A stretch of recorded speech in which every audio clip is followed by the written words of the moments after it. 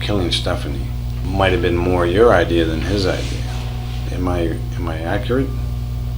Yeah. Okay.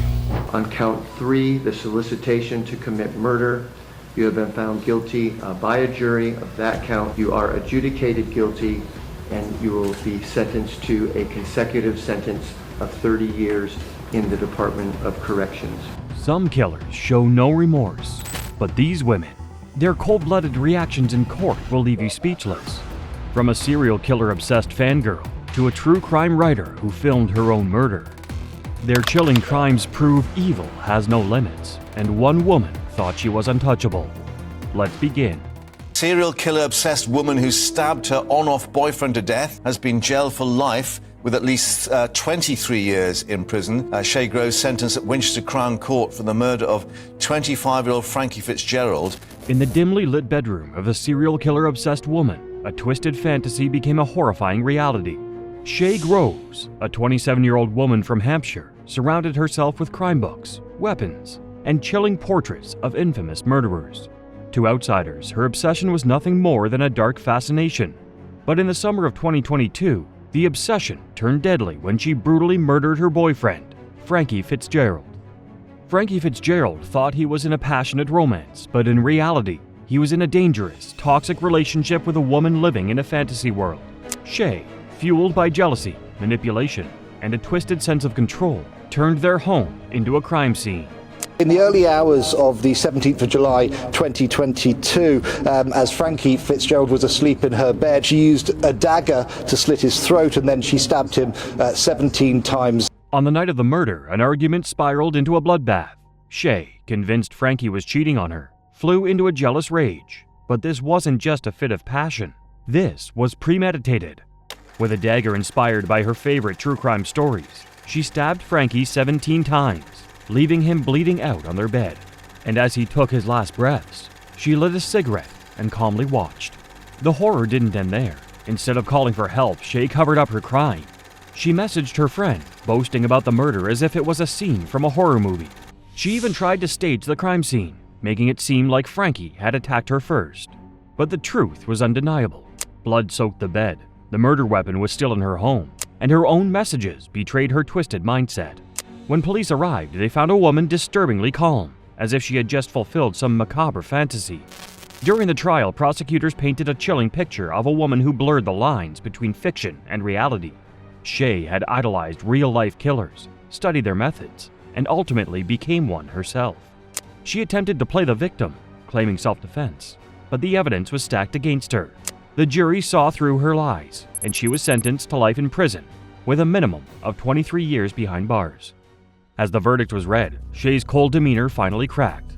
The woman who once bragged about her crime now sat in shock. There was no way out, no manipulation left to play. For Frankie's family, the sentencing was bittersweet.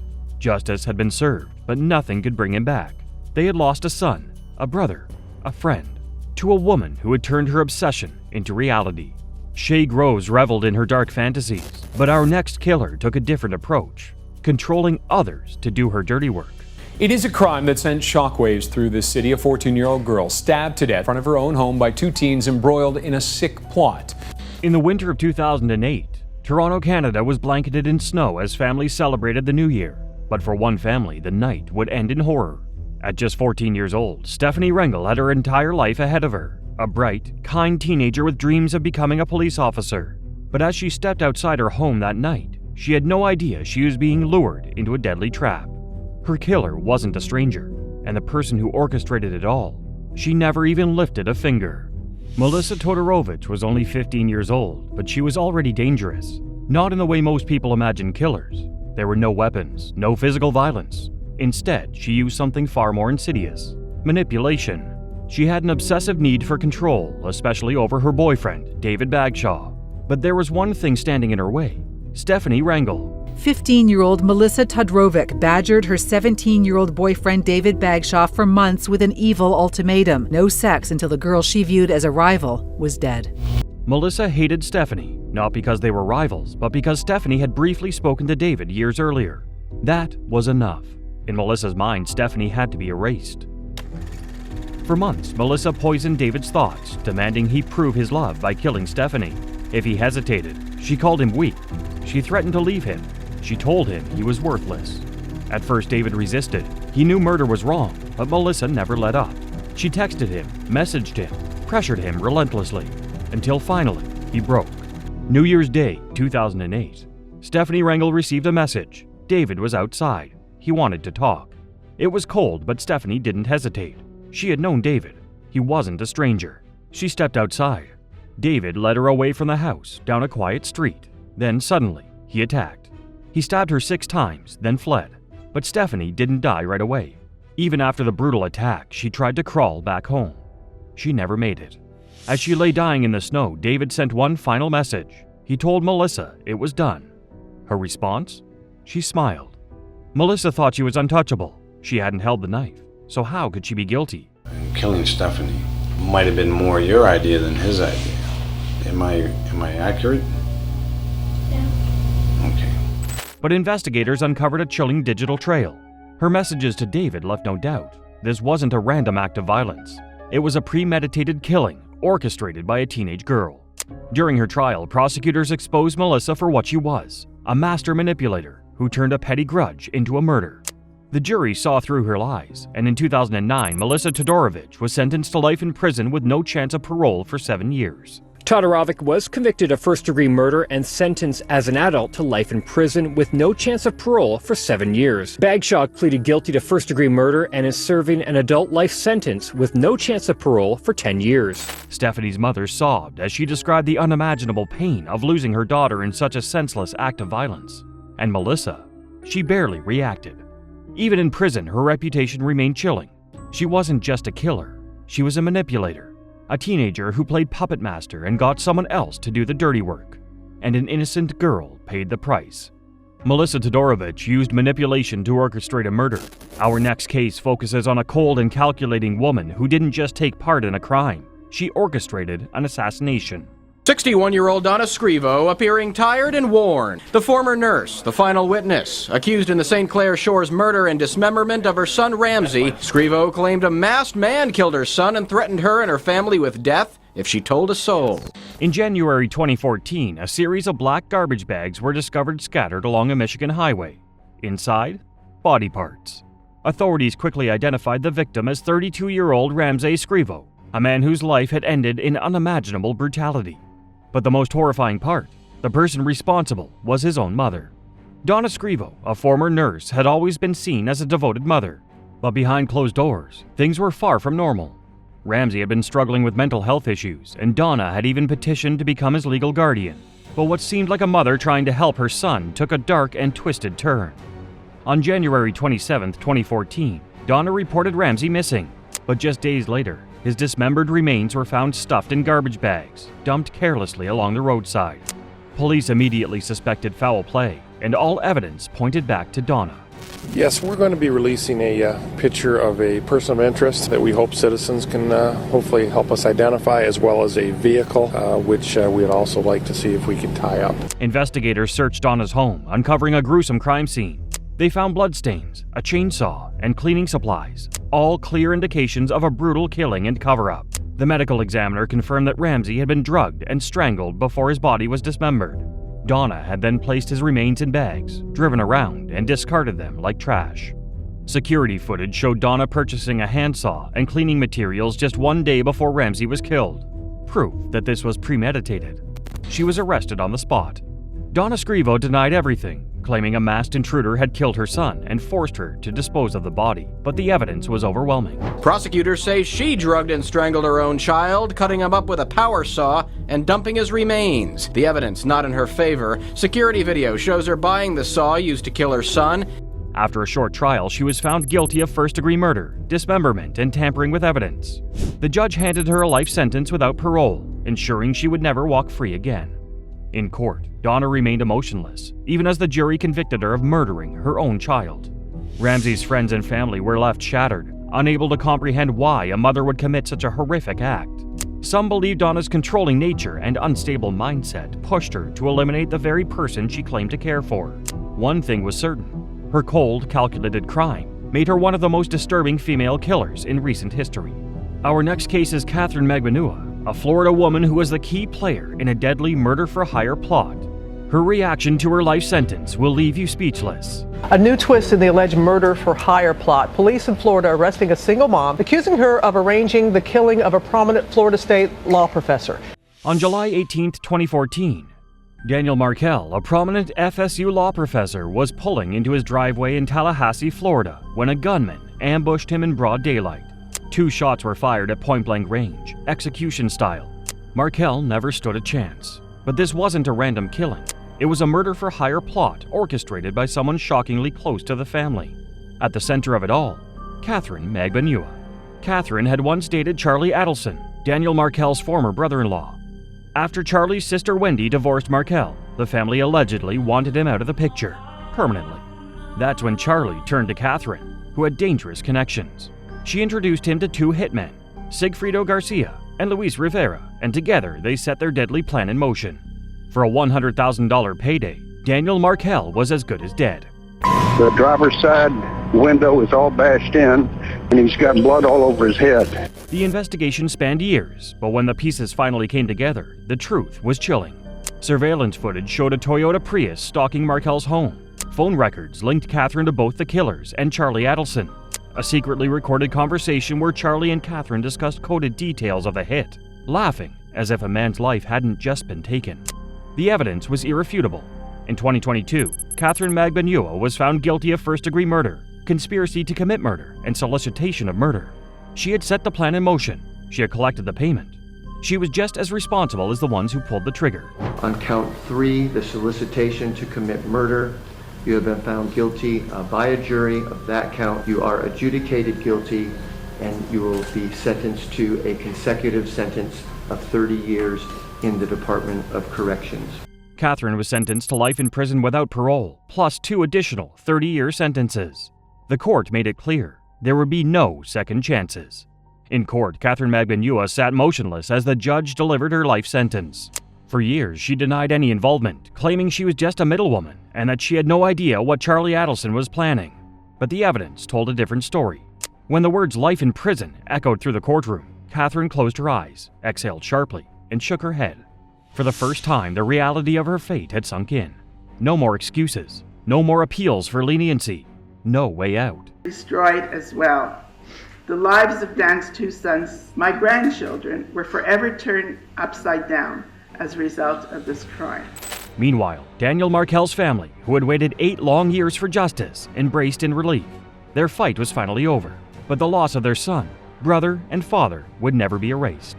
Catherine had played her part in a cold-blooded execution, and now she would spend the rest of her life behind bars, paying the price for a murder that should never have happened. Next, we turn to the case of Tia Young, whose devastating decisions shook those around her, raising questions about trust, betrayal, and the consequences of unchecked anger. She began to add things that didn't make sense.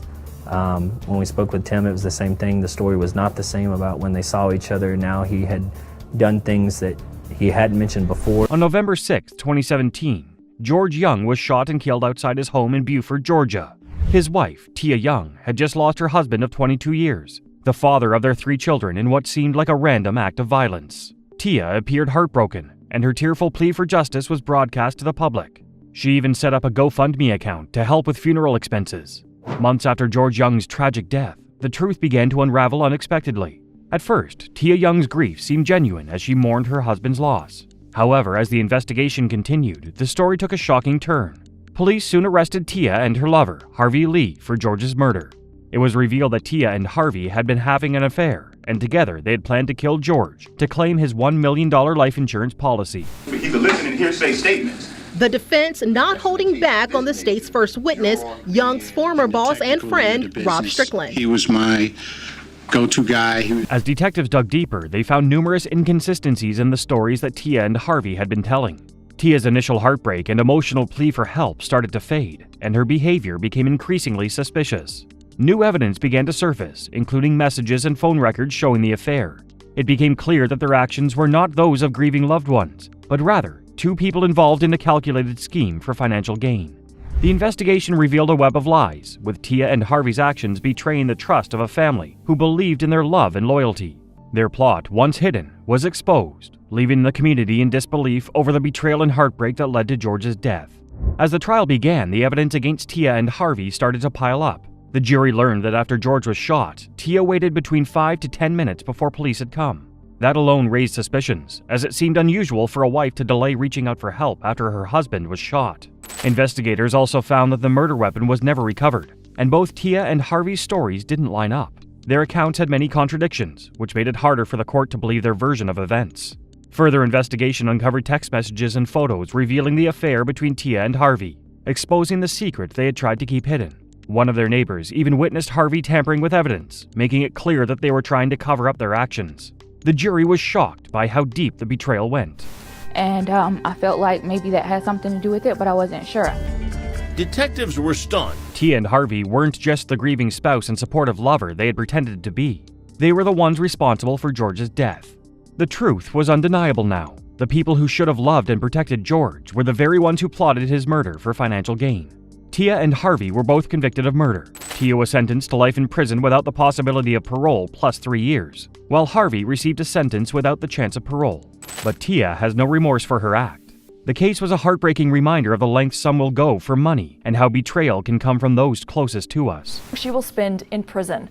A jury found Tia Young guilty of felony murder, aggravated assault. Her alleged lover, Harvey Timothy Lee, was convicted of malice murder, felony murder, and aggravated assault. The story of George Young's murder left everyone in shock. The woman who cried on camera, pleading for help, was revealed to be behind the death of her husband. The betrayal, lies, and manipulation showed how a family can be torn apart by greed and deceit. It was a tragic and emotional case that raised many questions about trust, love, and the dark side of human nature. Our next case takes us to Karen Reed, a woman whose life took a tragic turn after an argument spiraled out of control, leading to an event that would leave everyone questioning what truly happened that fateful night. Massachusetts Supreme Court is weighing arguments over whether to dismiss Karen Reed's murder charges. Reed is accused of hitting her police officer boyfriend with her SUV and leaving him to die. Karen Reed stands accused of killing her police officer boyfriend, John O'Keefe, in a mysterious and tragic incident. O'Keefe, a Boston police officer with a 16-year career, was found dead in the front yard of another officer's house in January 2022. Reed, his girlfriend, has claimed her innocence, alleging that law enforcement is trying to frame her for his death. The case took an unexpected twist when a 9-week trial ended in a mistrial because the jury couldn't agree on a verdict.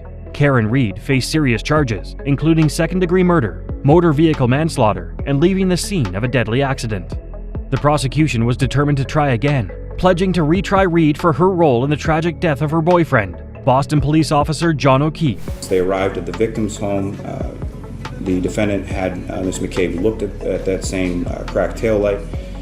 Ms. McCabe described the passenger side right rear taillight as cracked. However, Reed's defense team argued that she was being unfairly accused. They claimed that law enforcement officers, some of whom were closely connected to the victim, were involved in a conspiracy to frame her for his death.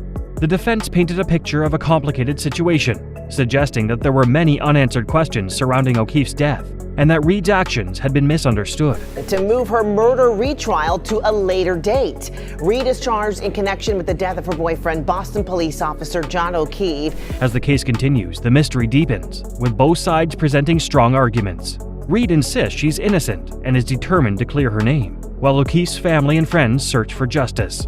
The courtroom remains a place of tension as everyone hopes the truth will eventually come to light and bring resolution to this heartbreaking situation.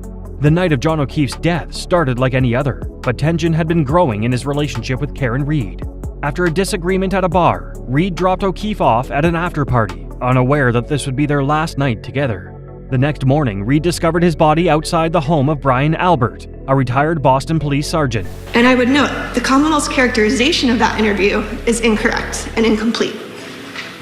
I submitted additional reporting from Boston 25. Investigators found clues linking Reed's vehicle to the scene, including a broken taillight and traces of O'Keefe's DNA on the car. The evidence suggested that Reed's SUV might have been involved in the incident, raising questions about what happened that night. However, Reed's defense team argued that O'Keefe's death could have been the result of a violent altercation at the after-party. They suggested that other people at the gathering, including Albert and his family, might have played a role.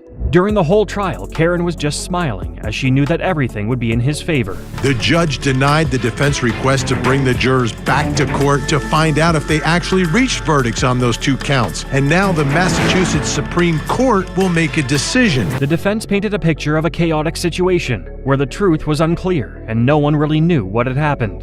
As the investigation continues, the search for answers grows more complicated, with both sides trying to piece together the events leading up to that fateful morning. Despite the evidence presented by the prosecution, Reed's defense argued that the investigation was biased, particularly due to the close relationships between some of the key figures involved, including Albert's ties to law enforcement. The sneaker was completely buried. It wasn't until we started digging through the snow that we found the sneaker. Was a clear piece of plastic found a few feet south? They claimed that Reed was unfairly targeted as a suspect. The judge denied a request to dismiss the charges, and a retrial has been scheduled for April 1st. Throughout the trial, Reed maintained her innocence, while O'Keefe's family and friends sought justice for his death. The case has left many questioning whether the right person is on trial, and whether justice can truly be served in such a complicated and emotionally charged situation. You alone determine what evidence to believe. You determine the facts of this case. The actions of these family members shattered families, and their chilling lack of remorse in court left the world horrified. From betrayal for money to unthinkable acts of violence, these cases show just how cruel and heartless people can be. The next video takes you deeper into the sinister motives and tragic outcomes of family killers. Next, we turn to the chilling case of Jennifer Pan, whose web of lies and betrayal led to a heart-wrenching crime that shocked everyone close to her. The real-life horror story that happened inside the Pan family's home shattered the serenity of their normally quiet, upscale neighborhood. On a chilly November night in 2010, a quiet neighborhood in Markham, Ontario was shattered by a violent home invasion. For Jennifer Pan, it should have been the most terrifying night of her life. Masked intruders burst into her family's home, tied her up, and shot her parents in cold blood before fleeing into the darkness. But when investigators began to untangle the web of events, the horrifying truth surfaced. This wasn't a random act of violence. This was a meticulously planned attack, and the mastermind behind it was Jennifer herself. The Pans were the epitome of an immigrant success story. Han Pan and his wife Bic were Vietnamese boat people who escaped to find a better life. Jennifer Pan's parents, Bic Ha and Han Pan, had always pushed their children to succeed. As Vietnamese immigrants, they had built a life in Canada through hard work and determination, and they expected the same from Jennifer. They monitored her grades, chose her extracurriculars, and even controlled who she could be friends with. For Jennifer, the pressure was relentless. She was expected to become a straight-A student, a concert pianist, and a shining example of success. And daughter Jennifer was an Olympic-caliber figure skater, an award-winning pianist, and a straight-A student. His daughter, he wanted to be a doctor, eventually changing that to a pharmacist because he said that she didn't have the stomach for it. But by her late teens, Jennifer's grades were slipping. Instead of admitting her struggles to her parents, she created an elaborate web of lies. She forged report cards, fabricated university acceptance letters, and even pretended to have a job at a prestigious hospital. To her parents, Jennifer was living the life they had dreamed for her. But in reality, she was struggling to keep up the facade. He blamed a lot of her behavior on what's known in popular culture as tiger parenting. Tiger parenting is common in Asian culture. It's described as tough love, some say bordering on tyranny. She was caught in multiple lies. She was caught out living with him. She was caught out not attending university. She was eventually locked in her home. Her parents basically put her on lockdown when they figured out what she was up to. Yes. The conflict between Jennifer and her parents intensified when they discovered she was secretly dating a man they disapproved of, Daniel Wong. They forbade her from seeing him, going as far as taking away her phone and restricting her freedom. Trapped in a world of her own lies and desperate to be with Daniel, Jennifer made a chilling decision. If her parents wouldn't let her live the life she wanted, she would make sure they were no longer a part of it. You could see three shadowy figures come into the house together. What did they say when they walked in? They asked for money. Over the course of several months, Jennifer began orchestrating a plan with Daniel and his friends to have her parents killed. On the night of November 8, 2010, the plan was put into motion. At around 10 p.m., Jennifer unlocked the front door of her family home, allowing 3 masked men to enter. She staged the scene to make it look like a robbery, tying herself to a banister with a scarf to appear as though she was a victim. Some people broke into our house and showed us all his money. The men made their way upstairs, where they found Bic and Han in their bedroom. After ransacking the house for valuables to sell the illusion of a break-in, the men forced Jennifer's parents down to the basement. There, Han was shot twice, but miraculously he survived. Bick, however, was shot and killed, her lifeless body left on the cold concrete floor. Moments later, that grainy security video shows the killers taking off. For some reason, they spared Jennifer's life, and she dials 911. Jennifer, still pretending to be a victim, called 911, speaking calmly but with just enough emotion to sell the story. She told the operator about the robbery and how the men had tied her up before attacking her parents. But cracks in her story began to show almost immediately. What's your name? My name is Jennifer. Someone just broke in? Someone broke in and I heard shots like pops. I don't know what's happening. I'm tied upstairs. Does it sound like gunshots? I don't know what gunshot sounds like. I just heard a pop. The investigation into the Pan family home invasion didn't take long to unravel Jennifer's lies. Han, who survived the attack, provided a crucial piece of evidence. He recalled seeing Jennifer speaking calmly to one of the intruders, an interaction that didn't match her story of being a helpless victim. When they get to the house, they find Jennifer tied up exactly the way she described. That raises more than a few eyebrows. She's telling the 911 operator that she is tied to the banister, but she's also making the call on her cell phone. Detectives also began to notice inconsistencies in Jennifer's account of the night. Surveillance footage from the neighborhood showed no sign of the intruders, and her demeanor during police interviews raised red flags. Under pressure, Jennifer eventually confessed, revealing that she had been the mastermind behind the attack. So $10,000, 3 guys will come in, kill the parents, make it look like a home invasion. Yeah, and that was the initial agreement. All you have to do is tell me that you were involved, right? You know it, we know it, it's plain as day. I'm 100% correct here. In 2014, Jennifer Pan was convicted of first-degree murder, attempted murder, and conspiracy to commit murder. She was sentenced to life in prison without the possibility of parole for 25 years. A judge later sentenced Jennifer and the 3 others to life in prison with the possibility of parole after 25 years. At first, she had no reaction, but as the news sunk in, she broke down. Jennifer, Daniel, and 2 of the gunmen are sentenced to life in prison. The 3rd gunman pleads guilty to conspiracy to commit murder. Jennifer also receives a non-communication order, meaning she can never speak to anyone in her family again. The courtroom during Jennifer Pan's trial was a mix of shock, grief, and anger. Han Pan, still recovering from his injuries, testified against his own daughter, his voice trembling as he recounted the betrayal. Friends and family struggled to reconcile the image of the quiet, obedient girl they thought they knew with the chilling reality of her actions. Prosecutors painted Jennifer as manipulative and cold, willing to destroy her family to live the life she wanted. But the defense argued that years of parental pressure had created a deep sense of resentment and desperation. For the Pan family, however, the damage was irreparable. Bick Ha was gone, and the father who had once loved Jennifer unconditionally now saw her as a stranger. Jennifer's actions left scars that would never heal, not just on her family, but on the entire community. Even years later, the case remains a chilling reminder of how far someone can go when pushed to the brink. The next case takes us to Idaho, where a 16-year-old girl's obsession with her boyfriend led her to commit a crime so shocking it tore her family apart. And she came running out bawling and says, "They think I did it." A teenage girl stands trial for murder, while her family watches and wonders. No one could have imagined what would happen after they tried to end the relationship. Diane and Alan were murdered. In the early morning hours of September 2nd, 2003, a quiet home in Bellevue, Idaho became the site of an unthinkable crime.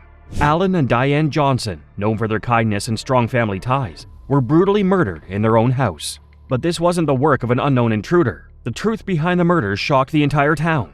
It wasn't a stranger who took their lives. It was their own 16-year-old daughter, Sarah Marie Johnson. What could drive a teenager to commit such a horrific act? As investigators dug deeper into Sarah's life, they uncovered a story of love, rebellion, and betrayal that left a community forever scarred. She was very vivacious, very curious, very loving, very loyal. You couldn't have a better friend than Diana. I always looked up to Alan and copied him, and he was always just a really great, honest, straightforward guy. To outsiders, the Johnson family seemed like the picture of stability. Alan was a hardworking ranch manager, and Diane was a loving homemaker who was deeply involved in her church.